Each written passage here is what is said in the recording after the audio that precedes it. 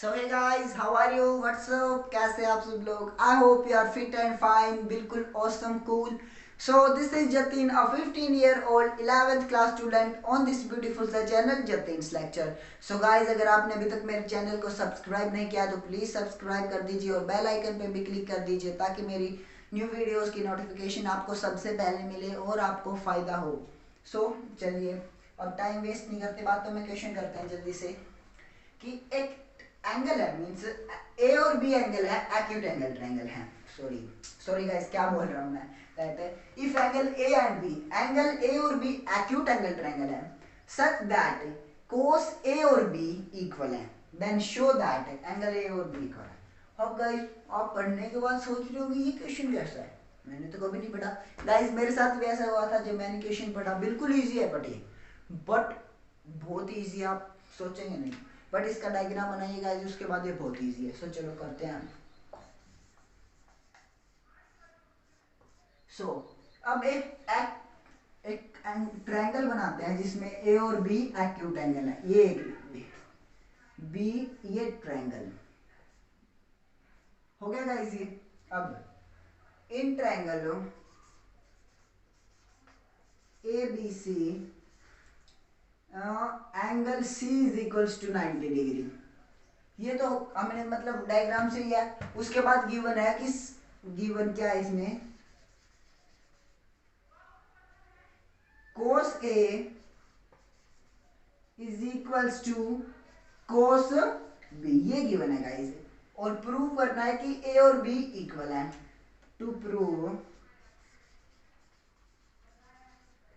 कि angle A is equals to angle B. So guys, easy सा है, चलो सोल्व करते हैं. सॉल्यूशन क्या होगा इसका, देखिए. अब cos A और cos B इक्वल है, cos B. अब इनकी वैल्यूज पुट कर दीजिए. देख, cos A क्या होगा, हमें पता है कि cos A क्या होता है, base by hypotenuse. So cos A यहाँ पर बेस हो गया AC और hypotenuse AB. So AC upon AB is equals to cos B. अब ये cos B हो गया गाइस. सो इसका बेस तो BC हो गया, हाइपोटेन्यूज तो AB ही ना. सो BC अपॉन AB ये हो गया. अब ए बी से ए बी कैंसिल हो गया गाइस, कैंसिल तो करना ही आता है ना. हम यहाँ पर ए बी को उधर लेके जाएंगे. सो ये मल्टीप्लाई हो जाएगा, कट हो जाएगा, ये डायरेक्टली कट हो गए. कैसे, अब यहाँ एक स्टेप क्यों करेगा, ये डिवाइड में दोनों दोनों कट हो गए, सेम है. सो यहाँ से आया अपने पास है A C is equals to B C. अब गाइस, एस सी की value means this S C equals to B C आ गया. और हमें ट्रायंगल की एक प्रॉपर्टी पता है गाइस कि angle opposite to equal opposite sides are always equal. क्या है गाइस वो, कि angle opposite to equal opposite sides are always equal. इसका क्या मतलब हुआ गाइस, कि अगर कोई भी दो साइड है, दोनों एडजेसेंट साइड है, मींस ट्रायंगल में तो एडजेसेंट ही होते हैं, अपोजिट तो होते नहीं. सो दो साइड है, अगर वो दोनों इक्वल है, सो जो उनके अपोजिट एंगल होंगे वो भी इक्वल होंगे. सो बी सी और ए सी इक्वल है. सो इनके अपोजिट, ए सी के अपोजिट एंगल गाइस बी है और बी सी के अपोजिट एंगल ए है. सो ये भी इक्वल होंगे guys. Therefore angle A is equals to angle B. कैसे हो गया गाइस ये इक्वल, हमें पता है कि angle opposite to the equal opposite sides in a triangle are always equal. तो इस प्रॉपर्टी से हो गया गाइस ये. सो बस गाइस, देखा कितना इजी क्वेश्चन था, कुछ ज्यादा तो टेंशन लेनी ही नहीं थी क्वेश्चन में, बस. सो आई होप आपको समझ आ गया होगा क्वेश्चन. चलिए नेक्स्ट क्वेश्चन करते हैं. सो अब सेवंथ क्वेश्चन क्या कह रहा है गाइस, की कोट थीटा की वैल्यू गिवन है हमें. चलो इसे सोल्व करते हैं. अपने पास गिवन है cot theta is equals to 7/8. Cot theta is equals to 7/8. And guys, cot theta कितना होता है, base by perpendicular. Base by perpendicular. So अब ये बेस बाय परपेंडिकुलर है, हमें ये सोल्व करना है. इसमें साइन थीटा भी है, कोस थीटा भी है. सो अपने पास हाइपोटेन्यूज तो है नहीं, क्योंकि हाइपोटेन्यूज चाहिए होती है इनकी वैल्यू के लिए. सो हाइपोटेन्यूज फाइंड करते हैं.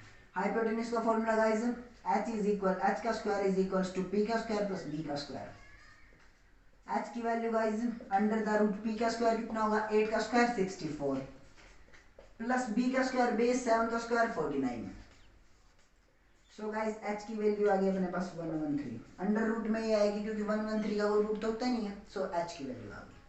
अब इसे सोल्व करते हैं गाइज, अब करते हैं सोल्व। देखिए गिवन है कि 1 प्लस साइन थीटा, सो लिख लेते हैं 1 प्लस साइन थीटा की वैल्यू पुट कर देते हैं गाइस। साइन थीटा क्या होता है perpendicular by hypotenuse. So perpendicular हो गया 8, हाइपोटेन्यूज हो गया under root 113। Then this guys क्या है 1 माइनस साइन थीटा।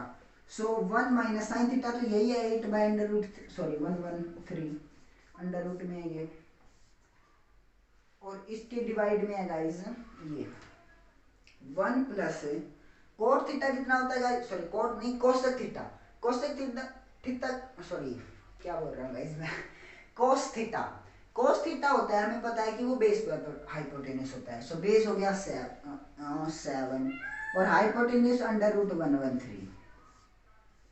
उसके बाद guys 1 minus cos theta 1 minus 7 by under root 113। यहाँ तक क्लियर है गाइस। सो चलिए आगे मूव करते हैं, सॉल्व करते हैं। अब नेक्स्ट स्टेप यहीं पे कर देता हूँ। देखिए ये क्या प्रॉपर्टी है गाइस, आइडेंटिटी बन गई ना ये कि a का square means a square minus B square की आइडेंटिटी बन गई, ऊपर नीचे भी बन गई। So a square minus B square 8 by under root 113 का स्क्वायर, और नीचे भी गाइस सेम है कि a square minus B square, a square minus 7 by under root 113 का स्क्वायर। यहाँ तक क्लियर है गाइस।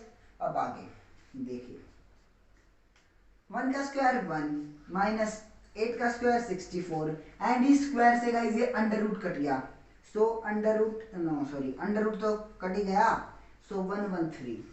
अब उसके नीचे 1 माइनस 49 बाय 113, क्योंकि देखिए यहाँ पर भी गाइस स्क्वायर से ये कट जाएगा, 7 का स्क्वायर 49 आ जाएगा और 1 का स्क्वायर 1 ही होता है।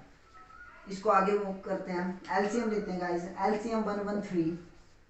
सो यहाँ पर एल कुछ 1 होगा डिनोमिनेटर में, सो यहाँ पर क्या आएगा, इसको डिवाइड करेंगे तो 113, उसको फिर मल्टीप्लाई करेंगे तो 113 माइनस 64। एलसीएम तो आता ही होगा गाइस आपको लेना, वो तो हम बहुत स्टार्टिंग से सेकंड क्लास से सीखने लग जाते हैं। 49 बाय 113। यहाँ तक क्लियर है गाइस? हाँ क्लियर है। चलो यहाँ पर नेक्स्ट इसमें होगा तो ये इरेज कर देता हूँ।